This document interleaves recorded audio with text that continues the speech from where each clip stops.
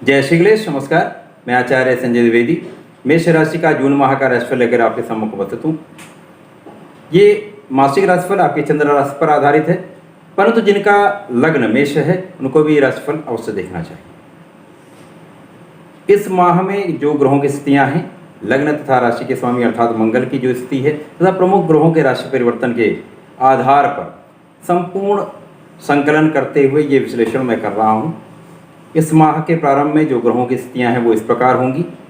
मेष राशि के लग्न में ही राहु के साथ शुक्र होंगे, द्वितीय भाव में सूर्य के साथ बुध की युति होगी, तृतीय भाव जहाँ पर मिथुन राशि बनती है वहाँ पर किसी ग्रह का गोचर नहीं होगा, परंतु इस माह में ही सूर्य का राशि परिवर्तन होगा। 15 जून के बाद 2 ग्रह का परिवर्तन होगा, जिसमें सूर्य का परिवर्तन होगा, सूर्य मिथुन राशि में गोचर करेंगे। इसी प्रकार शुक्र का राशि परिवर्तन माह के अंतिम सप्ताह में होगा, जहाँ पर इनका गोचर लग्न से निकलकर द्वितीय भाव में अपनी ही राशि वृष राशि में हो जाएगा।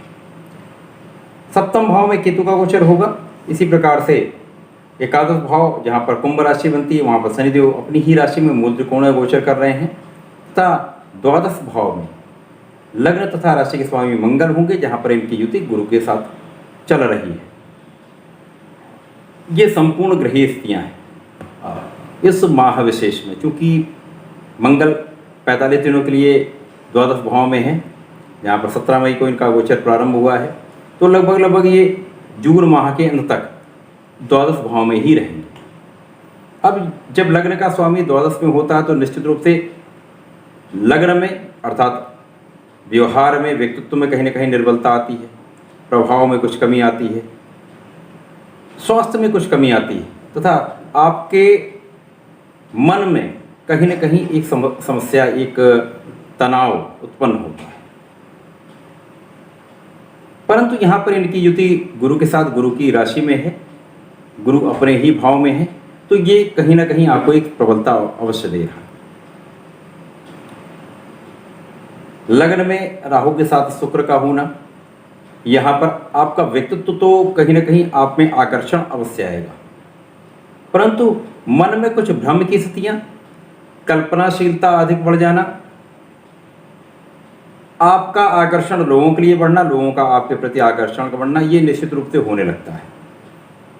तो मन में एक भ्रम की स्थिति बन जाती है। जो राजनीति में है, जो लोग मंत्री पद पर हैं, उनके लिए अत्यंत शुभ है। जो लोग कला जगत में हैं, एक्टिंग में हैं, सिंगिंग में हैं, किसी भी इस फिल्म जगत में हैं, उनके लिए बहुत शुभ है। उनको कार्य के अवसर प्रदान होंगे, उनको कार्य मिलेगा, साथ ही साथ आगे बढ़ने का अवसर निश्चित रूप से मिलने वाला है। तो कूटनीतिज्ञ तो बहुत अच्छे रहने वाले हैं। आप बहुत सोच समझकर अपने लाभ हानि का निर्णय करके आप यहाँ पर डिसीजन लेने वाले हैं। परंतु यहाँ पर सबसे प्रमुख आपको अपने व्यवहार पर तथा अपने चरित्र पर नियंत्रण निश्चित रूप से रखना होगा। क्योंकि मंगल की राशि है, वहाँ पर राहु भी होंगे, शुक्र भी होंगे, तो निश्चित रूप से यहाँ पर कुछ न कुछ समस्याएं उत्पन्न होंगी। यहाँ पर आपको बहुत नियंत्रण रखने की आवश्यकता होगी। द्वितीय भाव प्रबल है, जहाँ पर सूर्य के साथ बुध है। एक धन भाव में बुधादित्य योग बन रहा है, जिसके कारण आपके धन का भाव प्रबल रहने वाला है। धन की कोई कमी यहाँ पर नहीं होने वाली, कोई समस्या नहीं। परिवार का भाव है, वहाँ पर भी प्रबलता आ रही। पैतृक संपत्ति से आपको लाभ निश्चित रूप से यहाँ पर दिख रहा है। तृतीय भाव जो पराक्रम के स्वामी तथा षष्ठम के स्वामी जो बुध बनते हैं, उनका सूर्य के साथ गोचर होना, तो यहाँ आपके पराक्रम में भी वृद्धि करेगा। आपके पराक्रम में वृद्धि होगी तो धन का लाभ वहाँ पर आपको हो रहा है। चतुर्थ भाव पर गुरुदेव की दृष्टि का प्रभाव का होना आपके सुख साधनों में वृद्धि का योग करता है। माता के साथ संबंधों में निकटता का होना, माता के साथ संबंध मधुर होना, माता का आशीर्वाद निश्चित रूप से यहाँ मिलता है। सुख साधनों में वृद्धि का योग मिलता है। यहाँ पर आपकी जो आय है वो बढ़ेगी। सप्तम में जो केतु का गोचर चल रहा है, ये आपके लिए अनुरूप नहीं है, अनुकूल नहीं है। चूँकि यहाँ पर सप्तम में जब केतु होंगे तो यहाँ पर जीवन साथी का भाव यहाँ पर प्रभावित हो रहा है। यहाँ पर आपसी मतभेद का होना, क्लेश का होना यहाँ पर निश्चित रूप से ऐसी संभावना दिख रही है, ऐसा होता। साझेदारी में भी समस्या दिख रही है, तो यहाँ पर साझेदारी में बहुत लाभ नहीं दिख रहा है। यहाँ पर बहुत सावधानी के साथ आपको चलना होगा। पंचम का भाव जहाँ पर सूर्यदेव की राशि है, सूर्यदेव अच्छे भाव में है, बलवान स्थिति में है। यद्यपि ये शुक्राचार्य की राशि है, परंतु यहाँ पर सूर्य का जो गोचर है वो कहीं ना कहीं आपको लाभान्वित करेगा, क्योंकि सूर्य बहुत कारक है, मेष राशि के लिए अत्यंत कारक है। पंचमेश का द्वितीय भाव में होना तो आपको शिक्षा में बहुत प्रगति कराता है, शिक्षा से आपको बहुत लाभ मिलता है, धन का लाभ, शिक्षण कार्य से आपको लाभ, संतान का सुख भी मिलेगा, प्रेम संबंध भी आपके बहुत अच्छे रहने वाले हैं। शनिदेव की दृष्टि का प्रभाव भी यहाँ पर है, तो कहीं ना कहीं शिक्षा से आप बहुत प्रगति करने वाले हैं, शिक्षा में उन्नति करने वाले हैं, सफलता मिलने वाली है। सरकारी कार्यों में आपको बहुत लाभ मिलने वाला, सरकारी नौकरी का प्रयास कर रहे हैं तो वहाँ आप सफल होने वाले हैं। दसम तथा एकादश के स्वामी स्वयं शनिदेव हैं, तो दसम तथा एकादश का स्वामी जो लाभ भाव में बैठा हुआ है, ये निश्चित रूप से आपके कार्य में आपको सफलता अवश्य देगा। यहाँ पर आप अपने कार्यों में सफल होंगे, धन का, पद का लाभ आपको मिलेगा, और कार्यक्षेत्र प्रगति होने से आपको धन का अच्छा लाभ आपको यहाँ मिल रहा है, तो धन की कोई कमी नहीं होने वाली, कार्यक्षेत्र भी बहुत अच्छा रहेगा।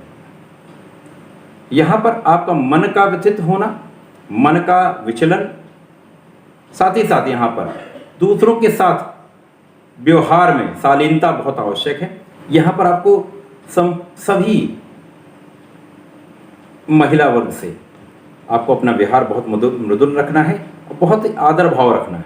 यदि ऐसा करते हैं तो बहुत अच्छा ये गोचर रहने वाला है, बहुत सफलता देने वाला है।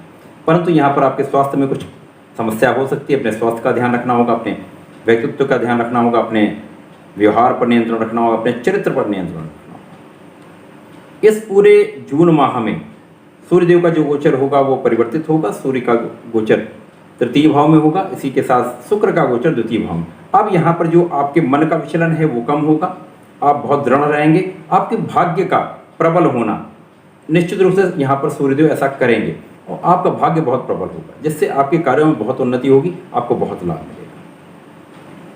तो जून माह आपके स्वास्थ्य के दृष्टिकोण से, आपके व्यक्तित्व के दृष्टिकोण से, जीवन साथी के परिप्रेक्ष्य में यहाँ पर निर्बलता निश्चित रूप से आने वाली है, परंतु कार्यक्षेत्र में, भाग्य में, अंत में आपको बहुत लाभ मिलने वाला है। तो ये माह एवरेज से बहुत अच्छा है। यहाँ पर अपने ऊपर नियंत्रण रखेंगे और श्री शंकर मोचन के शरण में रहेंगे, उनके मंत्रों का जाप करेंगे अथवा नियमित रूप से हनुमान चालीसा का पाठ करेंगे तो सारे संकटों का हरण हो जाता है। ऐसा करें और इसका लाभ। प्रिय दर्शकों, मेरा प्रयास सदैव आपके लिए एक उपयुक्त, एक तार्किक, एक लाभान्वित करने वाली विषय वस्तु प्रदान करने का होता है। यदि ये विषय वस्तु आपको प्रभावित करती है, आपके लिए कुछ लाभ देती है, तो ऐसी विषय वस्तु की प्राप्ति के लिए कृपया बड़ी संख्या में चैनल को सब्सक्राइब करें, वीडियो को लाइक करें, शेयर करें, लोगों तक पहुंचाएं, मुझे भी सपोर्ट करें। धन्यवाद, नमस्कार।